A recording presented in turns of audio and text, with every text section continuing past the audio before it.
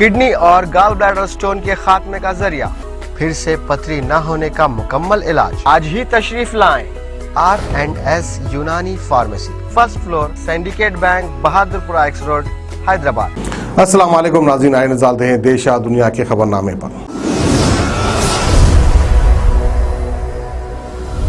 सच news के खबरनामे में आप सबका इस्तकबाल है। आज की सबसे बड़ी खबर आ रही है कंगना रनौत को लेकर, जहां पर कंगना रनौत के आजादी कमेंट पर विवाद होने के बाद कांग्रेस नेता ने कराई शिकायत दर्ज, जांच जारी हो चुकी है। जयपुर में कांग्रेस नेता ने कंगना के खिलाफ वैशाली नगर पुलिस थाने में आजादी कमेंट के खिलाफ शिकायत दर्ज कराई है। थाने के SHO हीरा लाल सैनी ने बातचीत में कहा है कि शिकायत में बताया गया कि कंगना रनौत ने आजादी को भीख में मिली बताया है, जिससे हमारे देश के संविधान और स्वतंत्रता सेनानियों को अपमान हुआ है। बॉलीवुड एक्ट्रेस कंगना रनौत ने जब से देश की आजादी को भीख में मिली बताया, वो हर तरफ से ट्रोल हो रही है। राजनेता पब्लिक से लेकर बी टाउन सेलेब्स तक कंगना रनौत के बयान की आलोचना कर रहे हैं। कंगना कानूनी पचड़े में भी दी जा रही है। अब जयपुर के स्थानीय कांग्रेस नेता एक्ट्रेस के खिलाफ पुलिस में शिकायत दर्ज कराई है। दरअसल कंगना रनौत ने टाइम्स नाउ के इवेंट में एक विवादित बयान दे दिया था। कंगना ने कहा था कि हमें जो आजादी 1947 में मिली है वो भीख में मिली थी, भारत को असली आजादी 2014 में मिली है। कंगना का ये बयान तेजी से वायरल हुआ है। इसे लेकर कंगना की खूब आलोचना हो रही है। लोगों ने इसे स्वतंत्रता सेनानियों का सरासर अपमान बताया है।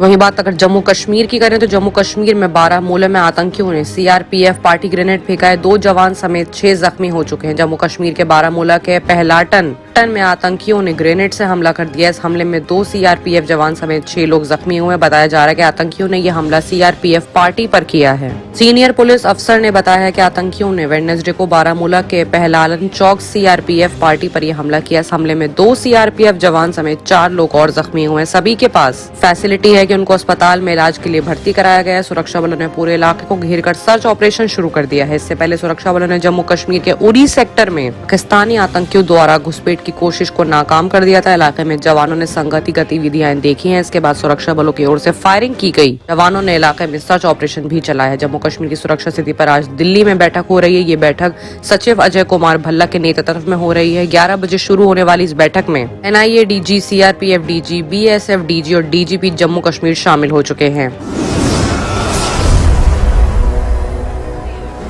वही बात अगर दिल्ली सरकार के मंत्री कैलाश गहलोत की करें तो कैलाश गहलोत का कहना है कि बीजेपी नहीं चाहती बसें आए और दिल्ली वालों को सुविधा मिले। गहलोत ने कहा है कि आपको याद होगा कि जांच के लिए एक समिति बनाई गई थी, उसने भी हमको क्लीन चिट दे दी। इसमें किसी प्रकार का कोई करप्शन एंगल नहीं निकला। दिल्ली के दिवाली के पॉल्यूशन के खतरनाक स्तर पर पहुंचने के साथ ही इस मामले पर सियासत शुरू हो गई है। केंद्र और दिल्ली सरकार इस मामले में आरोप प्रत्यारोप में कोशिश कर रही है। पॉल्यूशन से जुड़े मुद्दे पर दिल्ली सरकार के परिवहन मंत्री कैलाश गहलोत के खास बातचीत के बाद उनका कहना है कि दिल्ली सरकार ने पॉल्यूशन को कम करने के लिए कवायद के तहत पब्लिक ट्रांसपोर्ट को बढ़ावा देने के कदम उठाए हैं। कैलाश गहलोत ने बताया कि सार्वजनिक परिवहन में तुरंत बसें जोड़ने के लिए हमें प्राइवेट ऑपरेटर की बात की है। 1000 बसें हमें तुरंत किराए पर ले रहे हैं। उन्होंने कहा कि बार बार ये सवाल उठता है कि हमको प्राइवेट ऑपरेटर से बस लेने की जरूरत क्यों पड़ रही है। आपको याद होगा कि 1000 बसें DTC जोड़ने के लिए सरकारी अनुमति, मंजूरी, टेंडर, वर्क आर्डर और सब जारी हो गया था। वर्क अवार्ड भी कर दिया था। दिल्ली वासियों को पता है कि 1000 बसें बीजेपी ने रोकी, वरना आज 1000 बसें दिल्ली की सड़कों पर दौड़ रही होती। जब भी हमें बस खरीदने की बात करते हैं तो सबसे पहले बीजेपी वाले उसमें शिकायत करते हैं।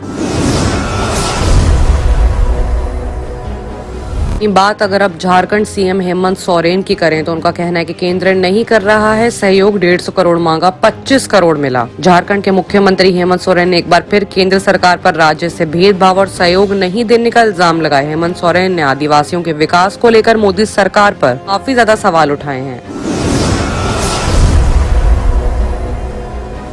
वहीं एक और बड़ा बयान आ रहा है अरविंद केजरीवाल की तरफ से, जो कि गोवा में बोले हैं कि अगर टैक्सी वाले मिल जाएं तो उनकी सरकार हो जाएगी। दिल्ली के मुख्यमंत्री अरविंद केजरीवाल आज गोवा में हैं। इस दौरान उन्होंने कहा कि जैसे दिल्ली में ऑटो वाले टैक्सी वालों ने मिलकर सरकार बनाई थी, वैसे गोवा में अगर 25,000 टैक्सी वाले मिल जाएं तो गोवा के अंदर हर सरकार टैक्सी वालों की बनेगी और किसी की नहीं बन सकती। एक और लाइव खबर आ रही है कि रिटायर हाई कोर्ट जज करेंगे जांच की निगरानी। लखीमपुर हिंसा पर सुप्रीम कोर्ट का बयान सामने आ रहा है। लखीमपुर हिंसा मामले में सुप्रीम कोर्ट का फैसला आया है। सुप्रीम कोर्ट ने कहा है कि हाई कोर्ट के रिटायर्ड जज जांच की निगरानी करेंगे। इसके साथ ही कोर्ट ने कहा है कि निष्पक्ष और स्वतंत्र जांच सुनिश्चित होनी चाहिए। इस जांच के बीच में किसी का भी कोई पॉलिटिकल एजेंडा नहीं होना चाहिए। आइए बात करते हैं इंटरनेशनल खबरों की, जहां पर सबसे बड़ी खबर आ रही है रूस और अमेरिका की ठनी को लेकर। रूस ने मिसाइल से अपना ही सैटेलाइट उड़ा दिया। यूएस का इल्जाम है कि इससे इंटरनेशनल स्पेस स्टेशन को खतरा है। अंतरिक्ष में हुए हादसे के बाद रूस और अमेरिका में नया तनाव पैदा हो गया। अमेरिका ने इल्जाम लगाया कि रूस ने मिसाइल से अपने ही सैटेलाइट को तबाह कर दिया। इससे इंटरनेशनल स्पेस स्टेशन के क्रू मेंबर्स को खतरा पैदा हो रहा है। अमेरिका ने कहा है कि सैटेलाइट फटने के बाद उसका मलबा स्पेस एरिया में फैल गया। इससे बचने के लिए ISS में मौजूद 7 क्रू मेंबर्स को कैप्सूल में आना पड़ा। इसकी वजह से उनका काम को काफी नुकसान पहुंचा है। रूस की इस हरकत से अमेरिकी सरकार और नासा नाराज है। उन्होंने रूस के इस कदम को खतरनाक और गैर जिम्मेदार न बताया है। नासा के मुताबिक वो काफी वक्त से रूस की स्पेस एक्टिविटीज पर नजर रख रही है। उसने रूस के इस कदम पर भांप लिया और अब तक सिर्फ 4 बार ऐसा हुआ है जब धरती से दागे किसी मिसाइल ने स्पेस में अपने ही टारगेट को हिट कर दिया। बात अगर आसिफ अली जरदारी की करें तो उन्होंने फौज पर तंज किया है। इमरान को सत्ता में लाने वाले अब पछता रहे हैं। मरियम नवाज बेटी ऐसी उनकी शिकायत नहीं है। पाकिस्तान के पूर्व राष्ट्रपति आसिफ अली जरदारी ने ताकतवर फौज पर तंज किया है। ट्यूसडे को मीडिया से बातचीत में जरदारी ने कहा है कि इमरान खान को सत्ता में लाने के बाद अब वो बहुत पछता रहे हैं। उन्हें यह एहसास हो चुका है कि एक बेहद गलत कदम था और कमजोर आदमी को उन्होंने कुर्सी पर बिठा दिया। मरियम नवाज के बारे में पूछे गए एक सवाल पर पाकिस्तान पीपुल्स पार्टी के सबसे सीनियर लीडर ने कहा कि वो मेरे लिए बेटी जैसी हैं, उन्हें किसी तरह की उनसे कोई शिकायत नहीं है। सवाल पर जरदारी ने ये भी कहा कि मैं दावे के साथ कह सकता हूं कि इमरान सरकार की कार्यालय पूरा कर नहीं पाएगी। अब ये सिर्फ वक्त की बात है कि वो कितने और दिन कुर्सी पर टिकते हैं। पूर्व चीफ जस्टिस साकिब निसार ने पिछले दिनों दावा किया था कि उन पर नवाज और मरियम को जेल में रखने का दबाव था। इस बारे में पूछे गए सवाल पर जरदारी ने कहा कि पाकिस्तान में ये नई बात नहीं है, पहले भी ऐसे कई टेप और खुलासे हो चुके हैं। जुडिशरी पर सवाल बहुत पहले से उठ रहे हैं।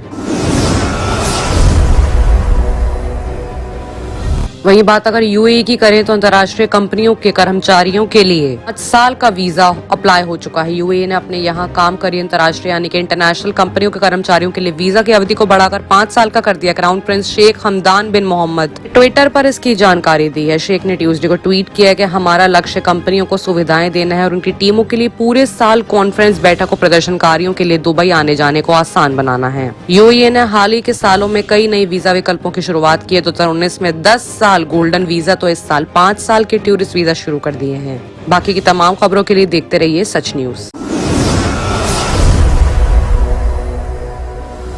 किडनी के अमराज से परेशान मायूस लोगों के लिए खुशखबरी। R&S यूनानी फार्मेसी किडनी और गॉल ब्लैडर स्टोन के खात्मे का जरिया। अब UNI स्टोन कैप्सूल्स के जरिए खात्मा कीजिए। No operation, no side effects, 100% result. सिर्फ UNI स्टोन कैप्सूल से मुस्तहिक लोगों के लिए खुसूसी रियायत। फिर से पथरी न होने का मुकम्मल इलाज। दर्द, कॉन्स्टिपेशन और पुराने कब्ज से निजात पाइए। आज ही तशरीफ लाएं। R&S यूनानी pharmacy, 1st floor, syndicate bank, Bahadurpura X road, Hyderabad. Contact 9703 939 436 9063 383760।